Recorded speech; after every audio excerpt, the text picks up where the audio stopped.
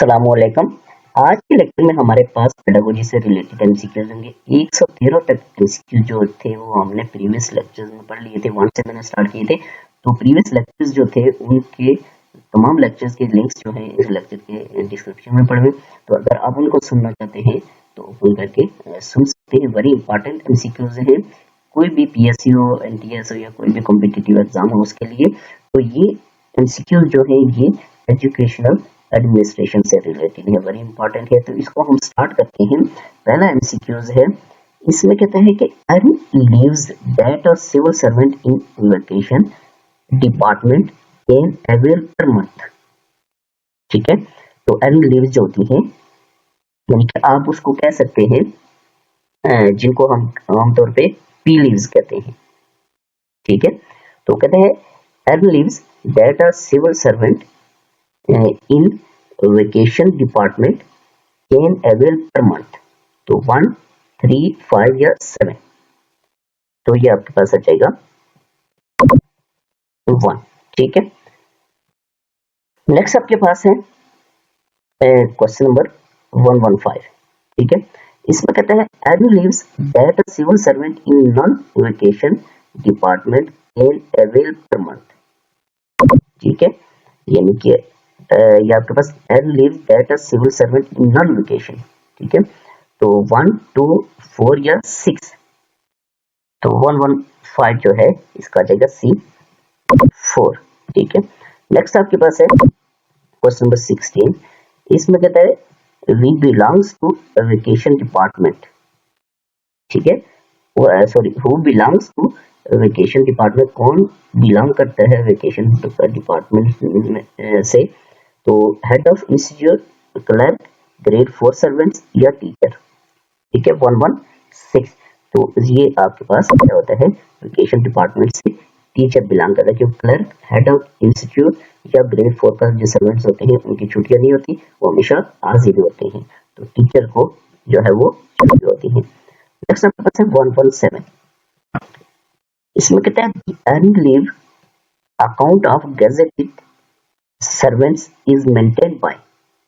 जो earn leave होती है वो गेजेटेड ऑफिसर के बारे में कह रहा है कि वो मेंटेन होती है किसमें, head of institution, district education officer में, डिस्ट्रिक्ट अकाउंट ऑफिसर में या एग्जीक्यूटिव ऑफिसर में। ठीक है, 117। तो ये आपके पास डिस्ट्रिक्ट अकाउंट्स ऑफिसर जो होता है वहां पे ही सारी चीजें पड़ी होती हैं, सर्विस बुक या जो भी, तो वहां पर अकाउंट होती है। ठीक है, नेक्स्ट आपके पास है 118। इसमें कहता है earn leaves of non gazetted officers maintain. Non gazetted officer जो होते हैं उनके अर्न लीव्स जो होती हैं वो मेंटेन होती है ऑर्डर बुक में, सर्विस बुक में, लॉग बुक में या इक्विटेंस रोल में। ठीक है, तो 118 का आ जाएगा बी, सर्विस बुक में जो नॉन गेजेटेड होते हैं उनकी मेंटेन होती है। नेक्स्ट आपके पास है क्वेश्चन नंबर 119। इसमें कहता है the maximum period of leave on full पे विदाउट मेडिकल सर्टिफिकेट इज, यानी कि maximum period of leave on full पे मैक्सिमम पीरियड कितना होता है विदाउट मेडिकल सर्टिफिकेट के बगैर जो होती है, 100 डेज, 120 डेज, 140 डेज या 180 डेज। तो 119 का आ जाएगा बी, 120 डेज होती है। नेक्स्ट आपके पास है 120। इसमें कहते हैं the maximum period of leave on full pay that can be granted at one time with medical certificate, यानी कि मेडिकल सर्टिफिकेट के साथ जो है वो कितनी छुट्टियां जो है वो दी जा सकती हैं, granted to at one time with medical certificate. तो ये 100 डेज, 120 डेज, 140 डेज या 180 डेज। तो ये आपके पास आ जाएगा 180 डेज। ठीक है, डी आ जाएगा। नेक्स्ट आपके पास 121 है, 121। The leaves that cannot be refused is, कौन से लीव्स जो होती हैं जिनसे इनकार नहीं किया जा सकता, सी लीव्स या आपके पास मेडिकल लीव्स या रिक्रिएशन लीव या ऑल अबव। ठीक है, 121। तो ये आपके पास आ जाता है बी, मेडिकल लीव से इनकार नहीं किया जा सकता, बाकी में जो है वो इनकार किया जा सकता है। तो नेक्स्ट आपके पास है 122। इसमें क्या the maximum period of leave without pay is, यानी कि मैक्सिमम पीरियड जो होता है विदाउट पे कितनी लीव्स ले सकता है एक एम्प्लॉय 1 ईयर, 2 ईयर्स, 5 ईयर्स या 7 ईयर्स।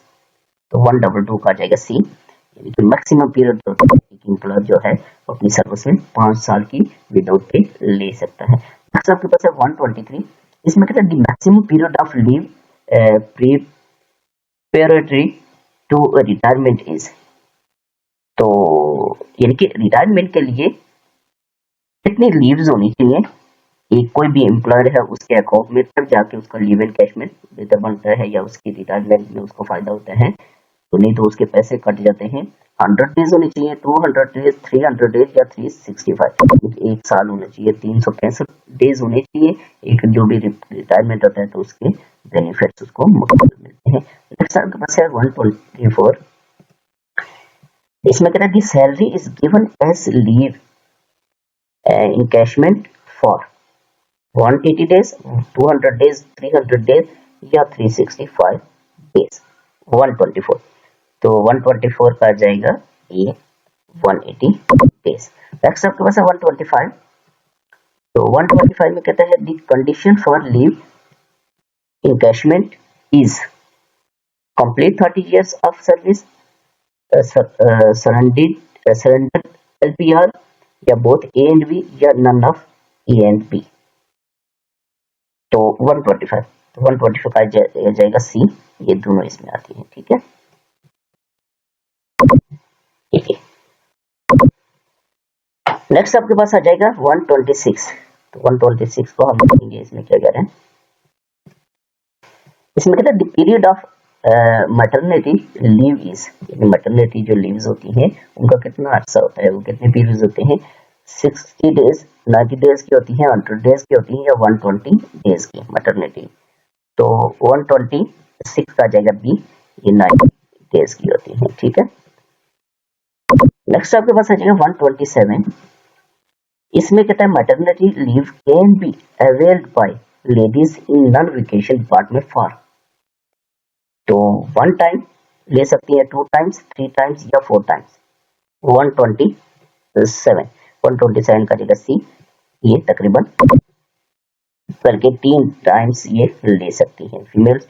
नेक्स्ट आपके पास है 128, इसमें कहता है how many times maternity leave can be availed by female servants in vacation department. Vacation department में जो है वो नॉन वेकेशन था, और ये वेकेशन में कहता है कितनी वो ले सकती है मैटरनिटी लीव्स, कितनी बार, 2 टाइम्स, 3 टाइम्स, 4 टाइम्स या ऑल 8 टाइम्स व्हेन नीडेड। 128, तो 128 का आ जाएगा आपके पास डी, यानी कि जब भी उनको जरूरत पड़ती है तो वो ले सकती है, किसमें, इन। नेक्स्ट आपके पास है 129, इसमें कहते हैं the period of study leave for the degree of doctorate. Doctorate जो होती है पीएचडी, उसके लिए कहता है कि कितना अर्सा लीव ली जा सकती है, 1 ईयर की मिलती है, 2 ईयर्स की, 3 ईयर्स की या 4 ईयर्स की। 129, तो 129 का आपके पास आ जाएगा सी, 3 ईयर्स की छुट्टी जो है वो मिल सकती है। नेक्स्ट आपके पास आ जाएगा 130, the budget in which grounds for new construction are demanded is. तो ये एनुअल बजट में आएगा, डेवलपमेंट बजट में या नॉन डेवलपमेंट बजट में, या आपके पास आ जाएगा ये सप्लीमेंट्री बजट में 130। तो 130 का जाएगा बी, ये डेवलपमेंट बजट में आता है। ठीक है, नेक्स्ट आपके पास आ जाएगा 131, तो इसमें कहता है the budget in which salaries of employees are demanded is. जिस बजट में एम्प्लॉइज की सैलरीज डिमांड की जाती है वो कौन सा होता है, एनुअल बजट होता है, development budget, non development budget या सप्लीमेंट्री बजट। ठीक है, 131 का जाएगा सी, ये नॉन डेवलपमेंट बजट में आता है, सैलरीज जो होती है किसी एम्प्लॉय की। नेक्स्ट आपके पास है 132, इसमें the source of income of school is. किसी भी स्कूल का जो सोर्स ऑफ इनकम होता है वो कौन सा होता है, गवर्नमेंट ग्रांट्स होती है, फंड्स होते हैं, डोनेशंस होती हैं या ऑल अबव। 132, तो ये ऑल अबव, ये सारे इसके सोर्सेज ऑफ इनकम है। नेक्स्ट आपके पास है 133, इसमें the funds of school are received from. Funds of school जो होते हैं वो रिसीव किए जाते हैं गवर्नमेंट से, टीचर से, स्टूडेंट से या डोनेशन से। 133 का जगह सी, ये स्टूडेंट से एक्सीड किए जाते हैं। जो मंथ में फी ली जाती है वो मुख्तलिफ ग्रांट्स में जाती है। नेक्स्ट आपके पास है 134, the use of funds receive from students is, जो स्कूल में बच्चों से फंड्स लिए जाते हैं, मंथली फी ली जाती है, कहते हैं उसका यूज जो है वो कहाँ पे होता है? डिपॉजिट इन गवर्नमेंट ईयर में, spend on students only, spend on institution only, spend on students and institution. 134, तो 134 का जगह डी, ये आपके पास डी आ जाएगा, spend on students and institution. Next आपके पास है 135, tuition fee is received from, tuition fee जो होती है वो रिसीव की जाती है प्राइमरी स्कूल स्टूडेंट से सिर्फ, एलिमेंट्री स्टूडेंट से, हाई स्कूल स्टूडेंट से, या नन ऑफ अबव। 135, तो 135 का जाएगा डी, नन ऑफ अबव। तो आज के लेक्चर में हमारे पास 135 तक की थे। नेक्स्ट हम 136 से ऑनवर्ड पढ़ेंगे।